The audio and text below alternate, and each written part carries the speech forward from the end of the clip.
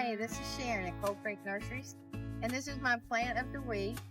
For those of y'all that made it to the hydrangea seminar, you would be able to look at this and tell me right off the bat what it is.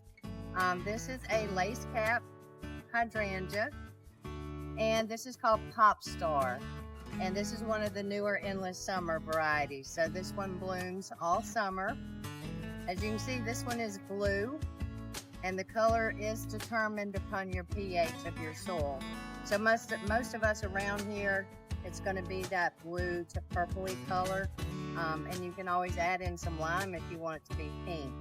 But this plant just glows. When it's in full bloom, you can see here, it is absolutely gorgeous. So this is just another one of those beautiful shade plants that you can put in your garden. So come on down and check out the Pop Star.